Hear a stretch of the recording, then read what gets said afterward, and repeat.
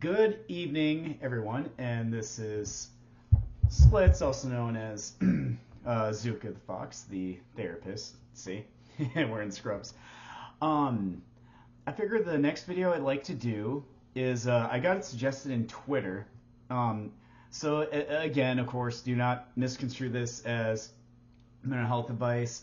Best recommendation is to see a licensed mental health professional, therapist, psychologist, so on and so forth. So here we go. I'm going to go over some of the bases of what trauma and/or PTSD is, or things that can cause traumatic events. And then I'm going to go through some recommendations that can actually help. That is recommended by News and Health, so reliable resource. Wikipedia is swing or miss, but all right. I'm going to kind of verbatim go over what NIH and News and Health says. So, and then of course throw in some actual IRL ways that not only I have overcome traumas in my past, but I've also observed a lot of other mental health professionals help others that have such traumatic events and how to come to terms with them. All right. Dealing with trauma. In June 2018, article by News and Health, it says it's natural to be afraid after something very scary or dangerous happens. When you feel you're in danger, your body responds to the rush of chemicals that make you more alert. This is called the flight or fight response and helps us survive life-threatening events. But however, the brain's response to frightening events can also include chronic problems. This can include trouble sleeping, feeling on edge, being very easily startled, anxious, or jumpy, having flashbacks, or avoiding things that remind you of the event. So those are kind of like anxietal triggers that can cause, reactions to your PTSD and/or trauma, and it can cause those issues. Sometimes these symptoms can go away after a few weeks, but sometimes they can last much longer. If symptoms last more than a month and become severe enough to interfere with relationships or work, it could be a sign of post-traumatic stress disorder, or PTSD.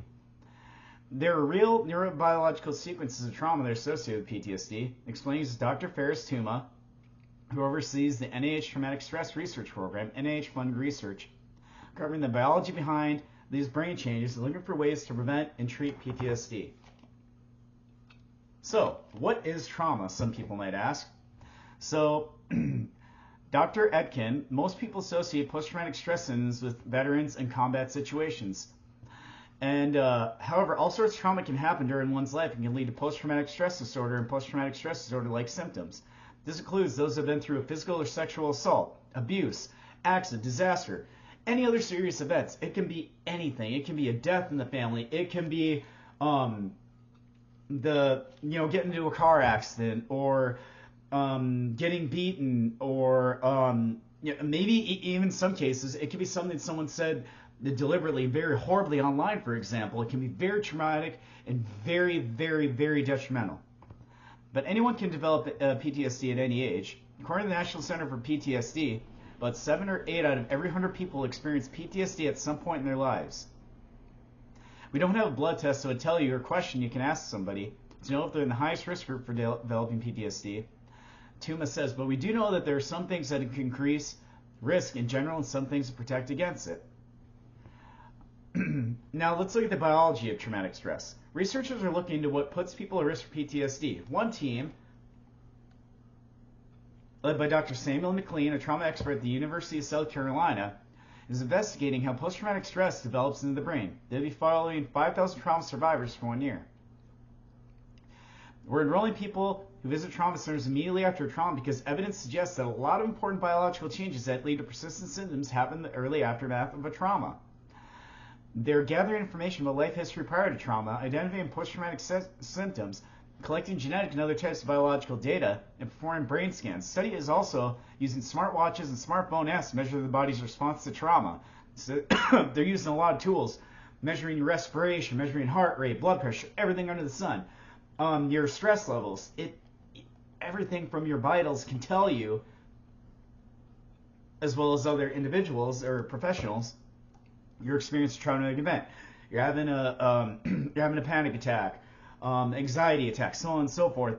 A lot of different things will change in your physiological and biological makeup that you could have higher blood pressure, higher heart rate, panic attack. That feeling like, oh, I'm having a heart attack, but that's just your body going through its natural flight or fight response due to like triggers and or possible relivings of those traumatic events.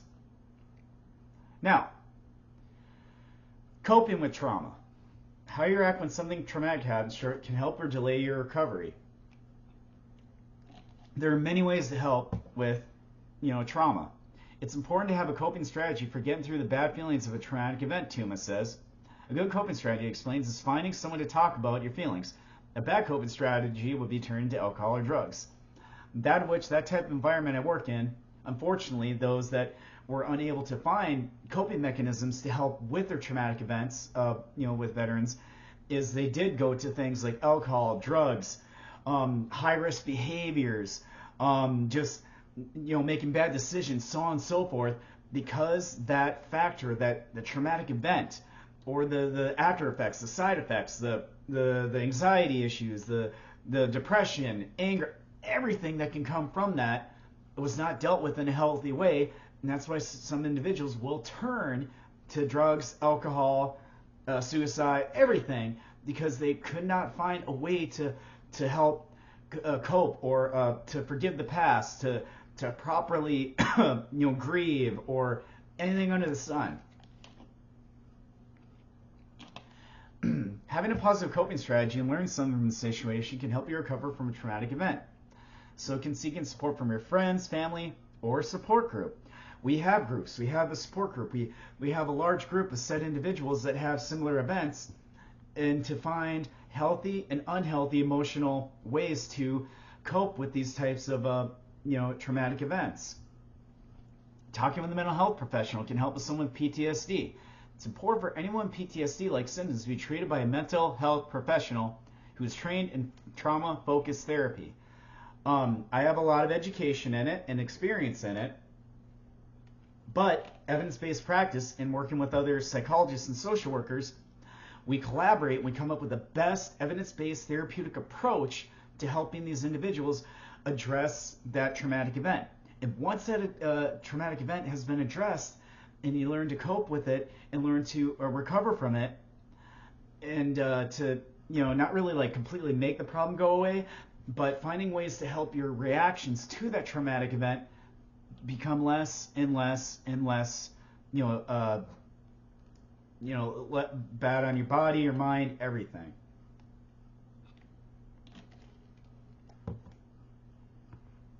Let's see. And this is still in that article in News and Health. And this is from Dr. Etkin. While we currently diagnose this one disorder in psychiatry, in truth, there's a lot of variation between people and kinds of symptoms they have. These differences can make it difficult to find treatment that works. Etkin's team is trying to understand why people's brains respond to treatment and others do not. PTSD is very common, but the variety of ways it manifests the brain is vast. We don't know how underlying conditions there are or distinct brain problems.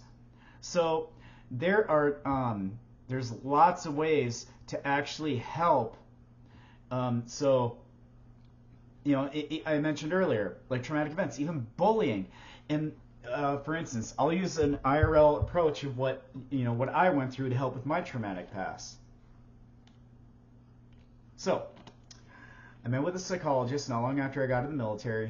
I wasn't really right. Like my family was saying it, close friends, so on. Saying just a little bit different than before you served. And so I went to go get help at a VA itself, and I spoke with a psychologist. Very wonderful, love her. She's very helpful.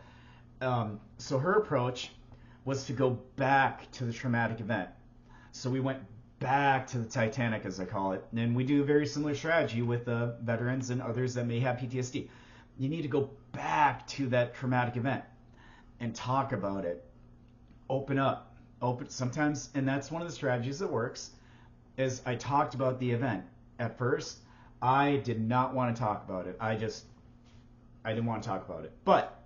And that's how some may react, because they don't, they learn to kind of, maintain, but in order to help, to recover, to make a positive outlook, to better your life, sometimes you gotta come to terms and cope with the unresolved issues that came from the past. So,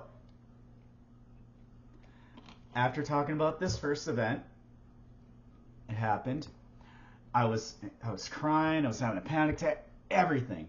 But there was a reason for it. It was kind of like a Freudian approach. That traumatic event in my past, I needed to go back there because it was preventing me from moving forward, from reaching a higher developmental ability, because those feelings, those thoughts was holding me back from success. So after a few sessions, the more I talked about it, desensitization. Systematic desensitization means desensitizing those thoughts, feelings, and actions, whether it's anxiety, trauma, crying, anger, to where I was literally just able to tell you guys this here and now. It worked. I was able to talk to it with providers, family, friends, anybody. And now I practice it as a mental health professional myself to be more relatable to the veterans that I work with, because some might have had very similar traumatic events, and I educate as well as inspire. This is what worked for me. This is what might work for you. So after we addressed the issues in my traumatic past, then we worked on my behavior. I was kind of like just going with ebb and flow, kind of depressed, just let everyone just do what everyone else wanted to do.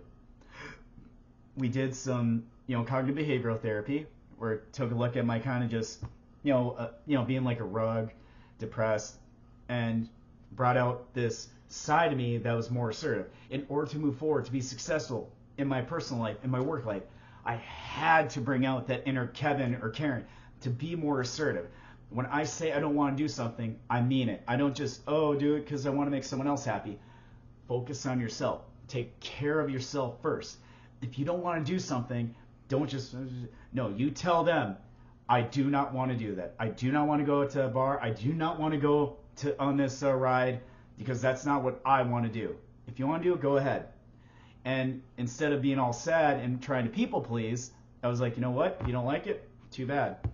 So that's how I became to how I am here and now. And it's a similar approach that we do with our patients that we work with. But that's the thing. That's one way that works. And it's a process. Different people have different ways to help come up with the best ways to help them overcome trauma. Like some might benefit from talking with family. Some might benefit from doing therapy with the provider. Some might benefit from diet, and that's the path of self-discovery, is finding out what the best works for you. Patient-centered approach helps that said individual find out what works best for them to help overcome their depression, to help control their anger, anxiety. And that's the best part of evidence-based practice, combined with patient-centered, is we help them discover what works best for them.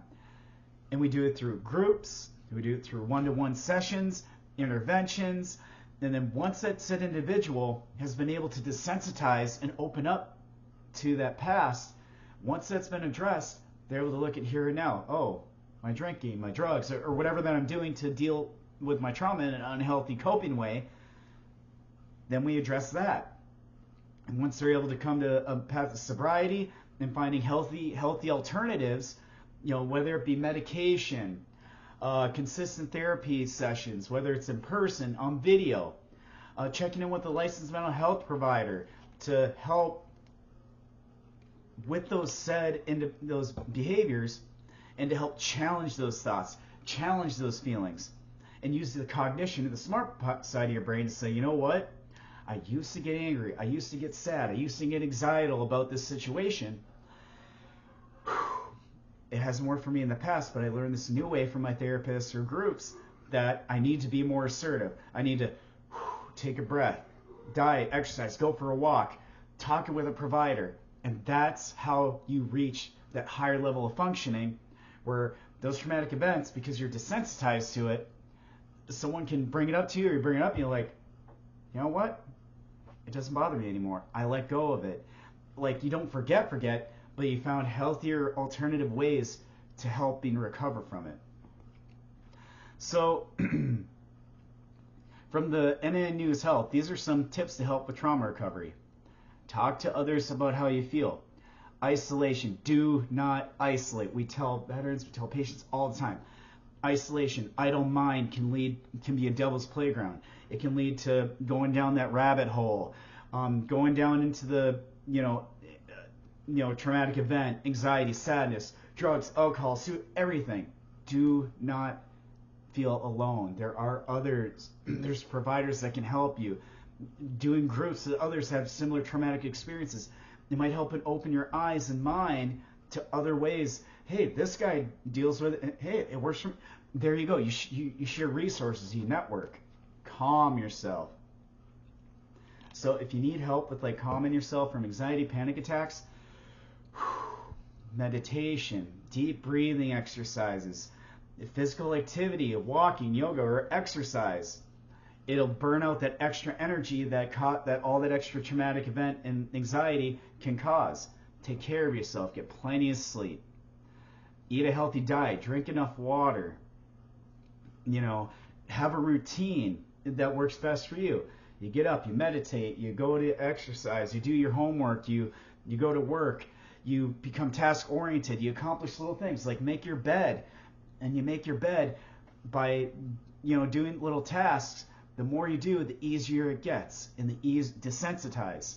And before you know it, you made your bed, and now you're going to go to work, and then you're going to exercise, and then you're going to come home, and then you're going to watch TV, and then you're going to get something done around the house. And that can help overcome depression issues and help build internal self-worth, internal efficacy. See, I use psychological terms. Avoid using drugs, alcohol, or tobacco. Yes. Highly recommended.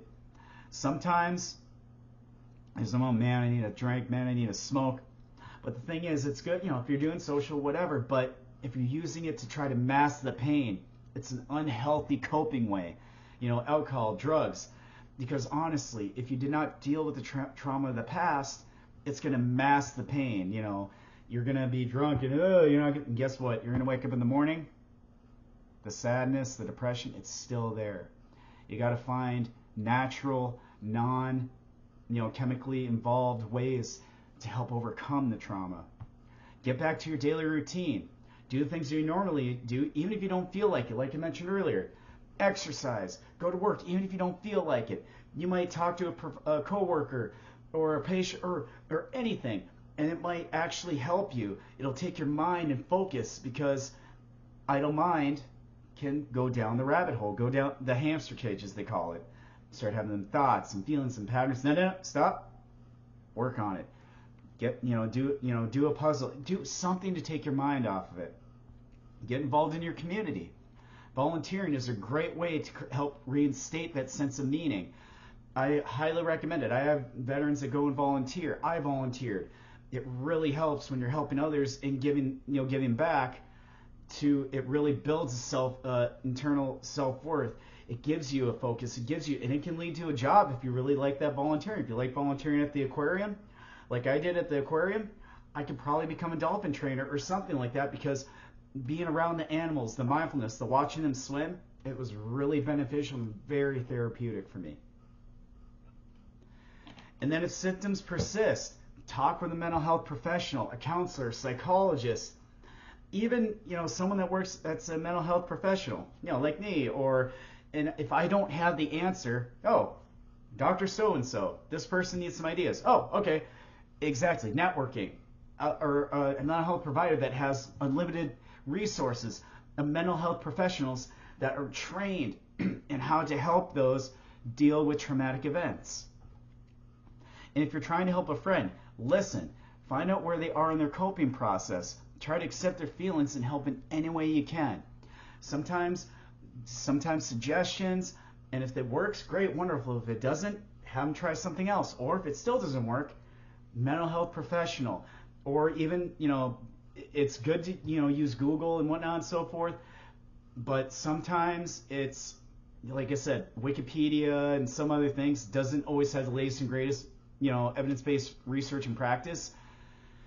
Be careful what you're doing, what you're getting into.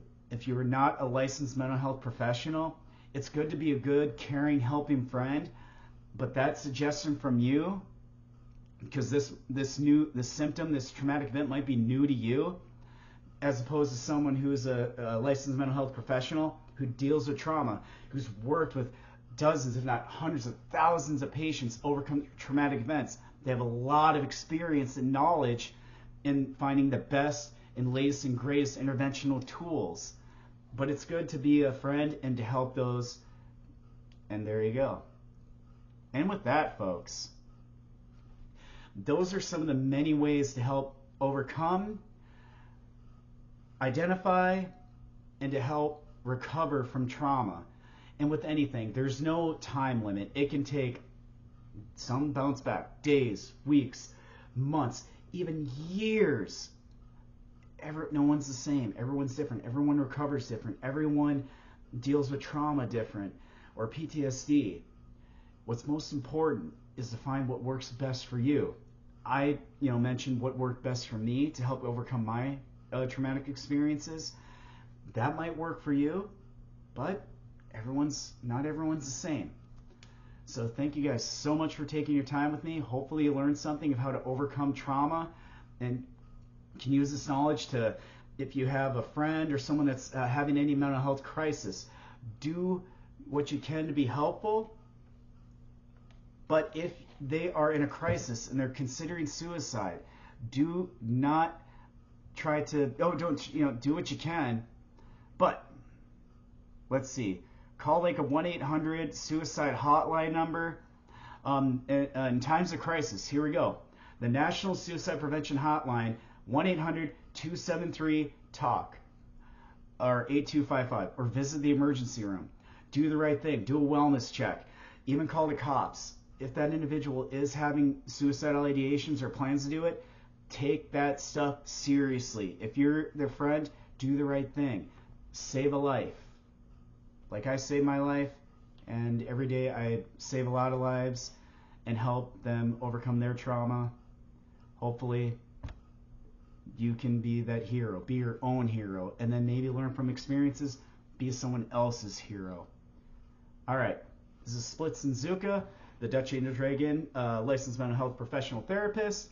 Wishing you guys a great and wonderful evening. Take care of yourselves. Each and every one of you is wonderful and valid, and you bring sense of love and purpose to this fandom, to this world. Don't you ever forget that. And hopefully some of this knowledge today from this video can be passed on to others, because you never know. You might save your life, or you might save someone else's life and help them achieve a better life. Take care.